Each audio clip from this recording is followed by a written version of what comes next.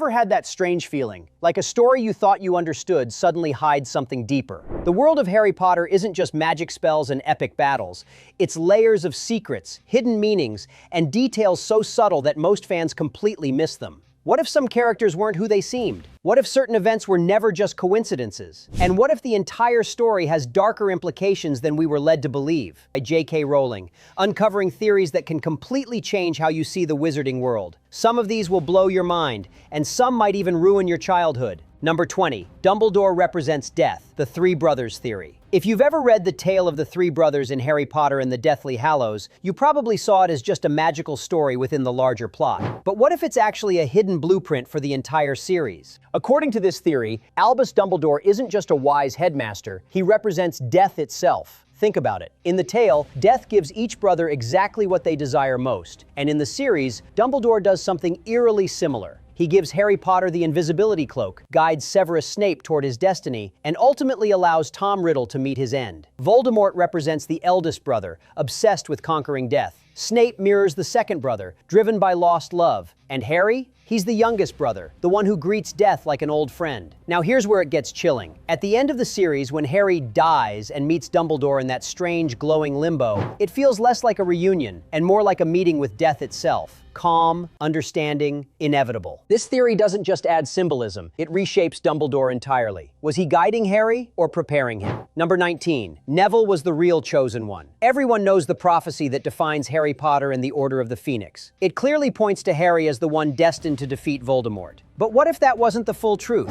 What if the real chosen one was actually Neville Longbottom? The prophecy states that the child would be born at the end of July to parents who had defied Voldemort 3 times. Both Harry and Neville fit that exact description. The only reason Harry becomes the chosen one is because Voldemort chooses him. Think about how different things could have been. Neville, like Harry, grows up without his parents, except his parents are still alive, trapped in madness. His pain is quieter, but just as deep. And over time, Neville transforms from a clumsy, insecure boy into one of the bravest characters in the entire series. By the final battle, Neville is leading resistance at Hogwarts, standing up to Voldemort, and even destroying one of the Horcruxes, something only a true hero could do. This theory suggests something powerful. Destiny wasn't fixed. Voldemort created his own enemy. If he had chosen Neville instead, Harry might have lived a normal life, and Neville would have been the boy who lived. It makes you wonder, was Harry special or just chosen? Number 18. Draco Malfoy was meant to be a werewolf. Draco Malfoy goes through a noticeable change in the later books. He becomes pale, anxious,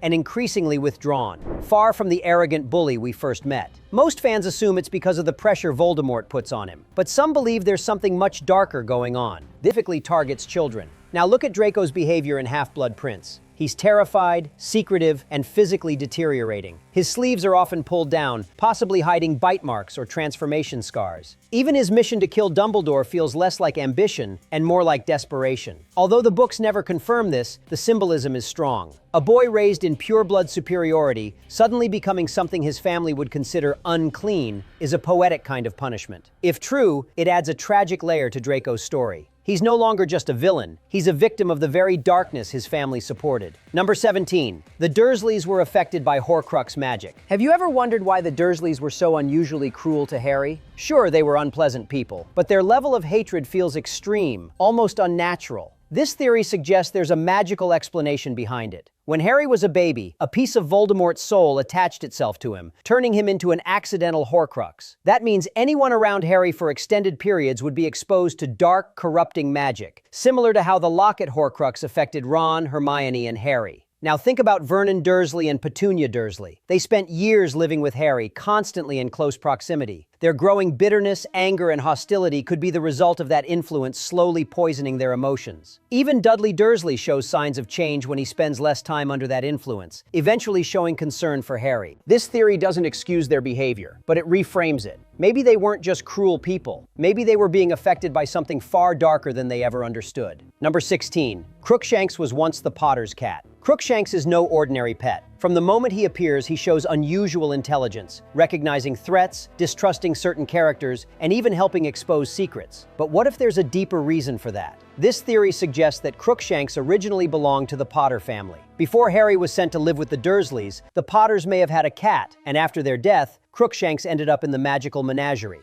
disguised as Scabbers. He instantly recognizes him as a threat, something even experienced wizards failed to notice. He also trusts Sirius Black, despite Sirius being seen as a criminal. This level of awareness suggests prior knowledge, like he had seen these people before. While it's never confirmed, it adds an emotional twist. Imagine Harry unknowingly reconnecting with a piece of his past through Hermione's pet. It turns Crookshanks from a clever cat into a silent guardian of Harry's lost family. Number 15. Hogwarts is actually alive and chooses its students. We've always seen Hogwarts as just a magical school, but what if it's something far more conscious, almost alive? In Harry Potter and the Sorcerer's Stone, the castle is described as constantly shifting. Staircases move, doors appear and disappear. It responds to it. Think about how the school seems to protect students during danger, or how certain areas only become accessible when someone is desperate enough. It almost uses them. While acceptance letters are sent out formally, magical ability alone doesn't explain why certain students thrive there while others struggle or fade into the background. The castle seems to connect more strongly with some individuals, like Harry Potter, who repeatedly finds hidden spaces and help exactly when he needs it. Even itself. It doesn't just sort based on traits. It reads minds, weighs choices, and sometimes even hesitates. Number 14. Snape is Harry's real father, a controversial twist. This theory is one of the most debated, and for good reason. It challenges one of the core truths of the series, that Harry is the son of James Potter. But what if that? Some fans believe it hints at something deeper. There are also subtle behavioral parallels. Harry shares Snape's quiet intensity, his instinctive talent in potion making, and even certain emotional reactions that feel closer to Snape than to James. Meanwhile, James is often described as arrogant and reckless in his youth, traits Harry doesn't strongly exhibit. Of course, there's no concrete evidence in the books to confirm this theory, and it directly contradicts established canon. But that's what makes it so fascinating. 13. The Mirror of Erised shows more than desire. The Mirror of Erised is introduced as a magical object that reveals your deepest desire. It's something he's never had. It's not just desire, it's the pain of absence. For Dumbledore, the pair of socks explanation always felt suspicious. Given his past, especially his relationship with Gellert Grindelwald, it's more likely he saw something tied to regret, guilt, or lost connection.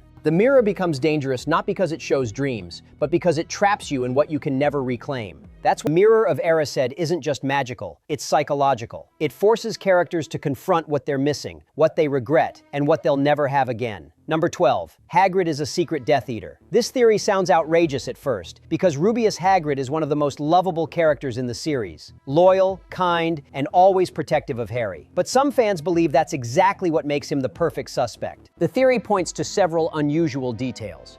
Hagrid was expelled from Hogwarts, but still allowed to live on the grounds. His wand was supposedly destroyed, yet he continues to perform magic through his umbrella. That alone raises questions about how much Dumbledore, or others, really knew about him. Then there's his tendency to accidentally reveal important information. Time and again, Hagrid lets secrets slip at critical moments. While it's often played for humor, some believe it's too convenient to be coincidence. There's also his connection to dangerous creatures and dark environments. He moves easily between worlds, giants, forbidden forests, and shadowy spaces where most wizards wouldn't survive. Of course, there's no definitive proof, and Hagrid's actions consistently support the good side. But that's what makes this theory unsettling. If someone like Hagrid were secretly aligned with darkness, no one would ever suspect him. It flips trust on its head and makes you question whether even the most loyal allies are exactly who they seem.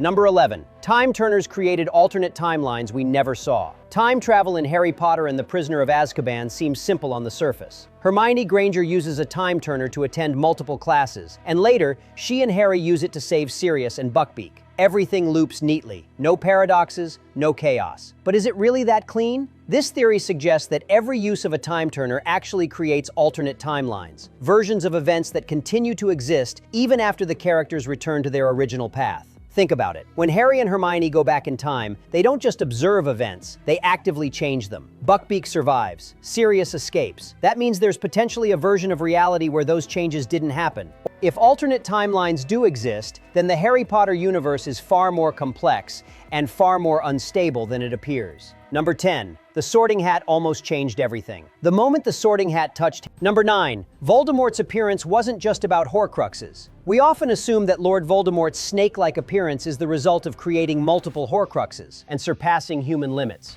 In doing so, he experimented with dark magic far beyond Horcruxes, possibly all pale skin, slitted nostrils, and inhuman features that mirror his inner corruption. This theory suggests Voldemort didn't accidentally become monstrous. He chose it. Number 8.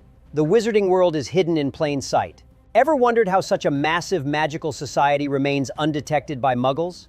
This theory suggests that the wizarding world isn't as hidden as we think.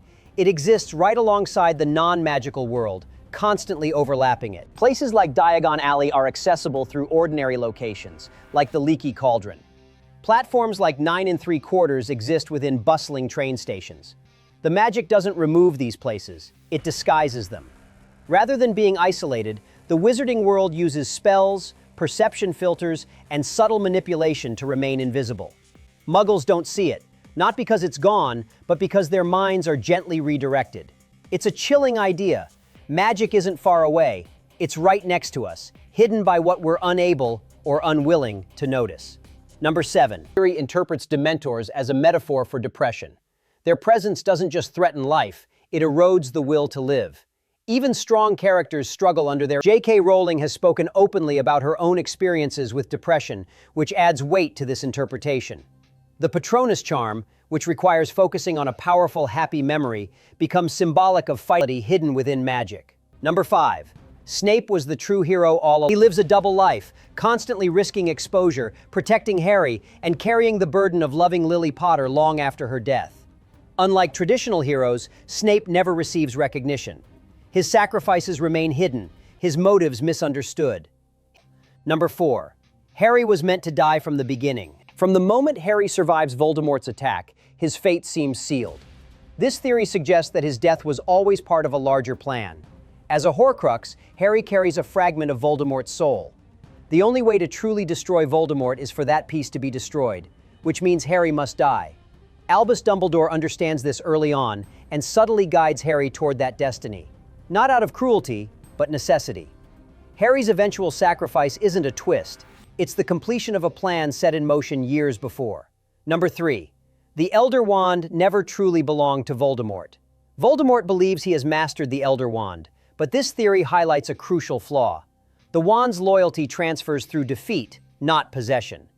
While Voldemort takes it from Dumbledore's tomb, its allegiance had already shifted, to Draco Malfoy and later to Harry. The powerful wizard misunderstood the very magic he relied on. Number 2. Hogwarts houses are psychological archetypes. Gryffindor, Slytherin, Ravenclaw, and Hufflepuff aren't just schoolhouses. They represent fundamental human traits. Each house reflects a mindset: courage, ambition, intelligence, and loyalty. This theory suggests the sorting system isn't about dividing students, it's about revealing their inner identity. Characters often show traits from multiple houses, reinforcing the idea that people aren't one-dimensional. Hogwarts doesn't just teach magic, it mirrors human psychology. Number 1. Harry Potter is a story about choice, not destiny. At its core, Harry Potter series isn't about prophecy, it's about choice. Time and again over humanity. The prophecy may set the stage, but it's decisions that drive the story forward.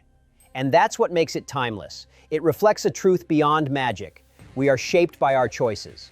So, you already know there are more secrets hiding in plain sight. Hit like if your mind is officially blown. Subscribe for more deep dives and hidden theories.